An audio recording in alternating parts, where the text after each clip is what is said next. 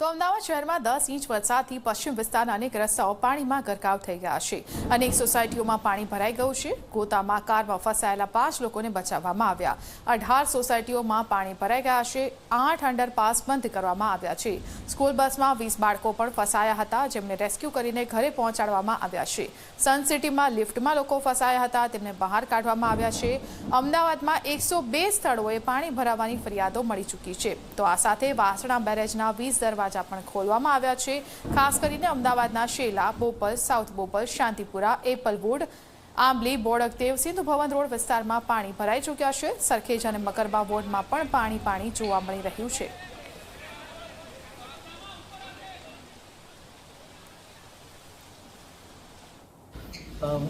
ટૂંકમાં જે વરસાદ થયો છે એની વિગત આપો અને જે કોર્પોરેશને કામગીરી કરી છે એની પણ વિગત આપો. આજના દિવસે સવારે 6 વાગ્યાથી અત્યારે 5 વાગ્યા સુધીનો જો આંકડો છે એમાં સૌથી વધારે જે વરસાદ છે દક્ષિણ પશ્ચિમ ઝોનમાં લગભગ 9 ઇંચ જેટલો વરસાદ છે, 221 mm. ઉત્તર પશ્ચિમ ઝોનમાં 6.5 ઇંચ જેટલો, 159 mm. પછી નેક્સ્ટ પશ્ચિમ ઝોનમાં 5 ઇંચ જેટલો, દેન મધ્ય ઝોનમાં 4.5 ઇંચ, દક્ષિણ ઝોનમાં 4.5 ઇંચ, ઉત્તર ઝોનમાં 1.5 ઇંચ, પૂર્વ ઝોનમાં 2 ઇંચ. કુલ એવો મળીને એવરેજ જે વરસાદ છે 113 ઇંચ જેટલા 113 mm જેટલું પડેલું છે.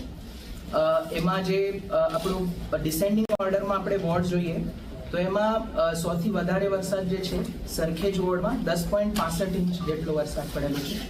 બોપલમાં 9.19 ઇંચ, બકરોલમાં 9.06 inch, Jodhpur 8.80 inch, Sarkhej UHC જે છે એમાં 8.72 ઇંચ.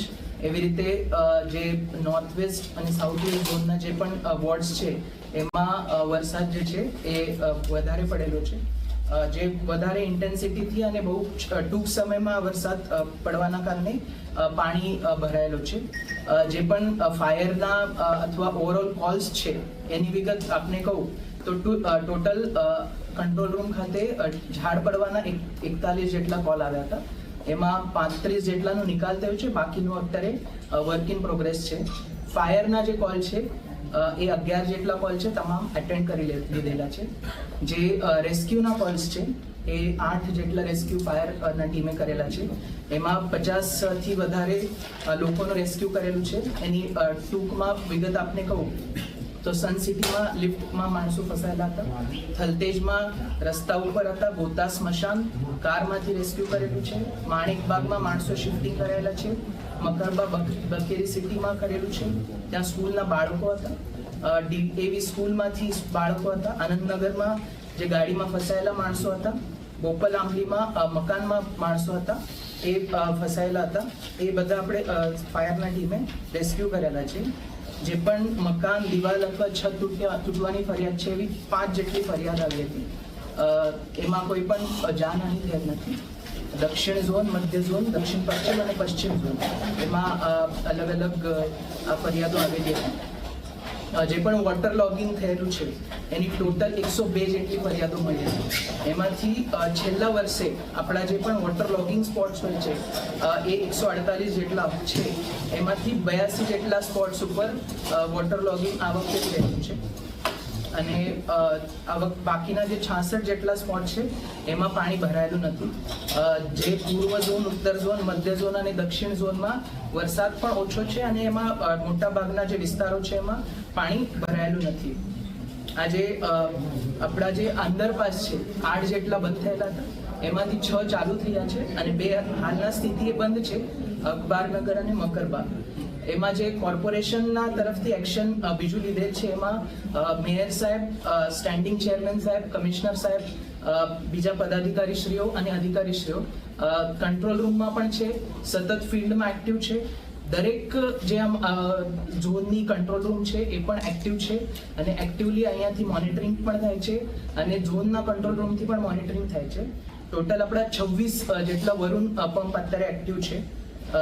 બધા જે વરુણ પંપ છે એ અલગ અલગ જગ્યા ઉપર ડિપ્લોય કરવામાં આવેલ છે.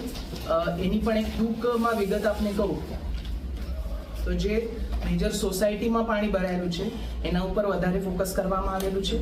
એમાં દક્ષિણ પશ્ચિમ ઝોનમાં 18 જેટલા સોસાયટીમાં પાણી ભરેલ છે અને ઉત્તર પશ્ચિમ ઝોનમાં 10 જેટલા. ઓવરઓલ બાકી ઝોનમાં પણ ઉત્તર ઝોનમાં 8, મધ્ય ઝોનમાં 6, પશ્ચિમ ઝોનમાં 1 એવા 43 જેટલા સોસાયટીમાં પાણી ભરાયેલ છે અને તમામ જગ્યા ઉપર કામગીરી હાલ ચાલુ છે. જે પણ કોર્પોરેશનની કામગીરી છે એમાં તંત્ર અત્યારે સજાગ છે અને અત્યારે પણ અમારી ટીમ જે છે એક્ટિવ છે.